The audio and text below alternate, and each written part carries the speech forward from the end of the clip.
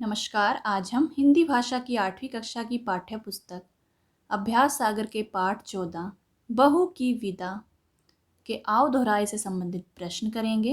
इसी पाठ के पहले भाग में हम रचना के आधार पर वाक्य भेद से संबंधित प्रश्न कर चुके हैं, जिसमें हमने सरल वाक्य, संयुक्त वाक्य और मिश्रित वाक्य के बारे में पढ़ा। यदि किसी बच्चे ने वह वीडियो नहीं देखी है तो आप पहले वो वीडियो जाकर देख लें। तो आइए अब आओ दोहराएं से संबंधित प्रश्न शुरू करते हैं। प्रश्न 9, नीचे दिए गए वाक्यों में उचित निपात लगाकर रिक्त स्थान भरिए। निपात, ये वाला विषय जो है हम अभ्यास सागर पुस्तक की पाठ 12 पौधे के पंख में पढ़ चुके हैं। यदि किसी बच्चे ने वह वीडियो नहीं देखी है तो आप वो वीडियो प्लेलिस्ट में जाकर देख सकते हैं, तभी आपको ये प्रश्न जो है समझ में आएंगे। रमेश डैश फल खाता है। रमेश भी फल खाता है। एक बार मैं आपको बता देती हूँ कि निपात किसे कहते हैं, कि जो शब्द वाक्य में अर्थ पर विशेष बल देते हैं उन्हें हम क्या कहते हैं? निपात कहते हैं। ठीक है, जैसे कि भी, तो, ही, केवल, मात्र आदि। रमेश डैश फल खाता है। रमेश भी फल खाता है। हमारे मुंबई जाने में डैश 3 दिन रह गए हैं। मात्र या केवल। ठीक है, मुझे डैश अपने दोस्त के साथ जाना है। मुझे भी अपने दोस्त के साथ जाना है। वह डैश दिन रात पढ़ता है। वह तो दिन रात पढ़ता है। दादी ने आते डैश मुझे गले लगा लिया। दादी ने आते ही मुझे गले लगा लिया। अगला प्रश्न, नीचे लिखी काव्य पंक्तियों में प्रयुक्त अलंकारों के नाम बताइए। रघुपति राघव राजा राम। अब इसमें र वर्ण की आवृत्ति के कारण र वर्ण बार बार आया है, तो क्या होगा? यहाँ पर अनुप्रास अलंकार होगा। जिस भी काव्य पंक्ति में किसी एक वर्ण की आवृत्ति बार बार होती है तो वहां पर क्या होता है? अनुप्रास अलंकार। अगली काव्य पंक्ति, शशि मुख पर घूंघट डाले। अब इस काव्य पंक्ति में शशि को मुख पर घूंघट डालने की मानवीय क्रिया करने के कारण करते हुए बताया गया है, तो यहाँ पर क्या होगा? मानवीकरण अलंकार होगा। जहाँ पर जड़ वस्तुएं जो है मानवीय क्रियाएं करती हैं तो वहां पर क्या होता है? मानवीकरण अलंकार। लघु तरनी हंसनी सी सुंदर। अब यहाँ पर जहाँ पर भी सा, से, सी के समान ये सभी शब्द आ जाते हैं तो वहां पर क्या होता है? उपमा अलंकार होता है ना। यानी कि तो जैसे कि जहाँ पर किसी व्यक्ति या वस्तु की तुलना किसी अन्य व्यक्ति या वस्तु से समानता के आधार पर की जाती है तो वहां पर क्या होता है? उपमा अलंकार होता है। तो यहाँ लघु तरनी हंसनी सी सुंदर में क्या है? उपमा अलंकार, यानी कि छोटी सी तरनी। तरनी का अर्थ होता है उद्धार करता, जो हमें किसी भी मुश्किल से या कठिनाई से हमें मुक्त कर देता है। हंसनी की लघु तरनी हंसनी के समान सुंदर है। हंसनी यानी कि हिरन की तरह सुंदर है। ज्यों निकलकर बादलों की गोद से थी, अभी एक बूंद कुछ आगे बढ़ी। अब आपको पता है उत्प्रेक्षा अलंकार किसे कहते हैं? जहां उपमेय और उपमान की समानता के कारण उपमेय में उपमान की संभावना या कल्पना की जाए, वहां क्या होता है? उत्प्रेक्षा अलंकार होता है। और इसके वाचक शब्द हैं, इनकी पहचान आप कैसे कर सकते हैं? वाचक शब्द कौन कौन से हैं? मनु, मानो, जनु, जनहु, जानो, मनहु आदि। तो जहां पर भी ये सभी शब्द आपको देखने को मिले तो आप समझ सकते हैं कि वहां पर क्या होगा? उत्प्रेक्षा अलंकार। ठीक है, जैसे इसमें ज्यों ये शब्द आ गया है तो इससे भी आप पहचान कर सकते हैं कि यहाँ पर क्या होगा? उत्प्रेक्षा अलंकार। तो अब अगला प्रश्न देखते हैं। कोष्टक में दिए गए शब्द के समान अर्थ वाले शब्द से वाक्यों को पूरा कीजिए। समानार्थी शब्द से हमें इन्हें पूरा करना है। अन्याय को डैश नहीं करना चाहिए। अब ये कोष्टक में क्या दिया गया है? बर्दाश्त। तो इसका समानार्थी क्या होगा? सहन, कि अन्याय को सहन नहीं करना चाहिए। चोरों ने डैश देख सारे सामान पर हाथ साफ कर दिया। अवसर दिया गया है तो हमें अवसर का समानार्थी क्या होगा? मौका, कि चोरों ने मौका देख सारे सामान पर हाथ साफ कर दिया। अगला देखते हैं। उन्होंने उसके डैश मोर्चा बांध लिया। खिलाफ, खिलाफ का समानार्थी क्या होगा? विरुद्ध। बच्चे उत्साहित होकर डैश दे रहे थे। अब जवाब दिया गया है, जवाब का समानार्थी क्या होगा? उत्तर। नीचे दिए गए विशेषण और विशेष्यों का उचित मिलान कीजिए। ये विशेष्य दिए गए हैं, हमें उसके विशेष्य से मिलान करना है। विशेषण आपको पता है, संज्ञा और सर्वनाम शब्दों की विशेषता बताने वाले शब्द क्या कहलाते हैं? विशेषण। और विशेष्य क्या होते हैं? संज्ञा और सर्वनाम शब्द ही विशेष्य होते हैं, जिनकी विशेषता बताई जा रही है। ठीक है, तो हसमुख गोरी, हसमुख गोरी। अधिक दहेज, जो आपने ये पाठ पढ़ा था अपनी ज्ञान सागर पुस्तक में, बहू की विदा, इसी में से ये विशेषण और विशेष्य लिए गए हैं। बड़ा कमरा, लाचार प्रमोद, गहरा घाव।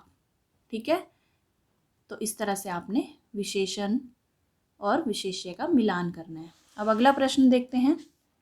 निम्नलिखित मुहावरों का वाक्यों में इस प्रकार प्रयोग कीजिए कि उनका अर्थ स्पष्ट हो जाए। नाम को धब्बा लगना, नाम को धब्बा लगने का वैसे अर्थ होता है कलंक लगना, है ना। और वाक्य क्या बनेगा इसका? सोहन ने चोरी करके अपने ही नहीं बल्कि अपने पूरे परिवार के नाम पर धब्बा लगा दिया। इसके अलावा कोई और वाक्य भी आप अपनी ओर से लिख सकते हैं। अगला मुहावरा है घाव हरा होना। अर्थ है पुराना दुख याद आना। तो वाक्य क्या बनेगा? उसकी माता की मृत्यु का दर्दनाक दृश्य देखकर मेरे घाव हरे हो गए। या ऐसी कोई भी घटना जो आप इस समय देख रहे हो, अगर आपके साथ भी वो घटना हुई है तो आपके जो घाव हैं वो क्या हो जाते हैं? हरे हो जाते हैं, यानी आपको आपका पुराना दुख जो है याद आ जाता है। नाक वाला होना, सम्मान वाला होना, इज्जत वाला होना।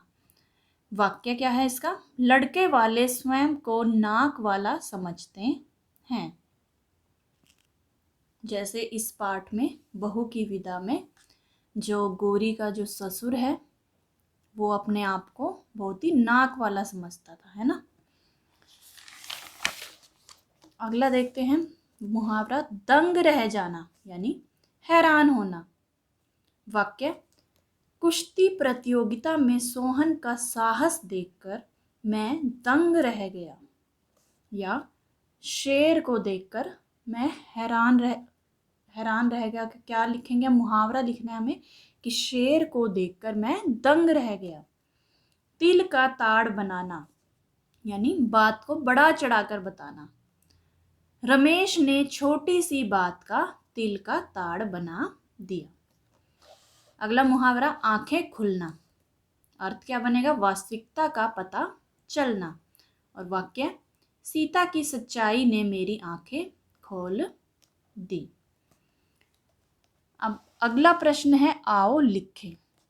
दहेज प्रथा एक सामाजिक कुरीति। विषय पर 80 से 100 शब्दों में अनुच्छेद लिखिए। हमें दहेज प्रथा पर एक अनुच्छेद लिखना है। ठीक है, तो आप खुद से भी इसे लिख सकते हैं। वैसे मैंने यहाँ पर इसका प्रारूप दिया है कि आपने किस तरह से लिखना है। आप इसमें कुछ हेर फेर करके या अपनी ओर से दहेज प्रथा पर अपने विचार जो हैं वो लिख सकते हैं।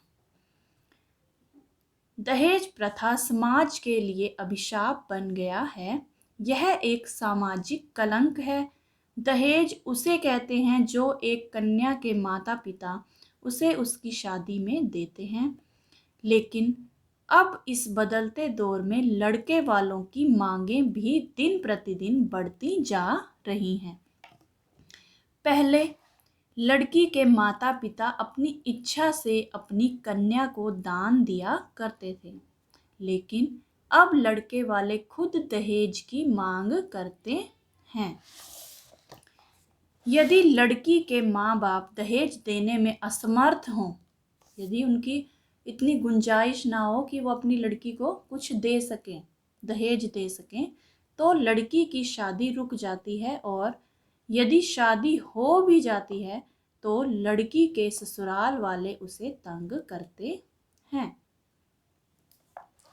दहेज प्रथा एक ऐसी सामाजिक बुराई है जिसके कारण समाज में लड़की का पैदा होना अभिशाप माना जाता है। अब जिस घर में अगर बेटी हो जाए तो वहाँ की खुशी जो है वो मातम में बदल जाती है। दहेज प्रथा के कारण लड़कियों को गर्भ में ही मार दिया जाता है ताकि उसके माता पिता को दहेज ना देना पड़े। इसी कारण समाज में लड़कियों की संख्या लड़कों की अपेक्षा घटती जा रही है। सरकार द्वारा दहेज प्रथा को एक दंडनीय अपराध घोषित करने पर भी यह समाज में विद्यमान है कि दंडनीय अपराध है ये, लेकिन फिर भी समाज में ये बुराई जो है, ये कुरीति जो है फैली हुई है। शिक्षित वर्ग भी इस प्रथा से अछूता नहीं है। पढ़े लिखे लोग भी दहेज की मांग करते हैं, इस कुरीति को बढ़ावा देते हैं। समाज में फैली लैंगिक असमानता यानी लड़का लड़की में भेद, निरक्षरता तथा अब लड़कियों को कोई भी स्कूल नहीं भेजता। लड़कों को सभी पढ़ाना चाहते हैं पर अपनी लड़कियों को कोई पढ़ाना नहीं चाहता। उनके शादी पर इतना खर्च हो जाता है, उनका मानना ये होता है कि इनकी शादी पर इतना खर्च होता है तो हम इनकी पढ़ाई पर खर्च क्यों करें।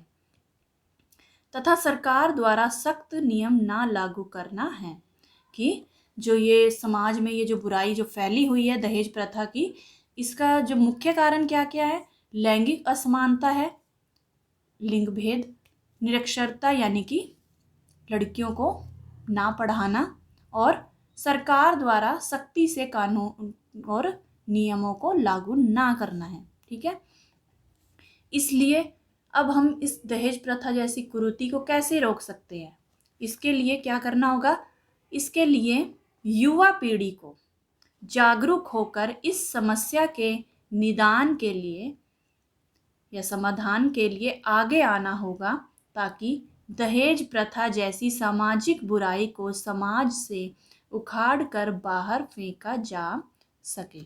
यदि युवा वर्ग जो है वो ये ठान ले कि हम ना तो दहेज देंगे और ना ही लेंगे, तो इस बुराई को काफ़ी हद तक कम किया जा सकता है और धीरे धीरे समाज से इस बुराई को बिल्कुल ही जड़ से ख़त्म किया जा सकता है। तो बच्चों, ये थे पाठ 14 बहू की विदा के व्याकरण से संबंधित प्रश्न जो कि अभ्यास सागर पुस्तक से हमने किए। आशा करती हूँ आपको सभी प्रश्न अच्छे से समझ में आ गए होंगे। तो मिलते हैं अगली वीडियो में, तब तक के लिए नमस्कार।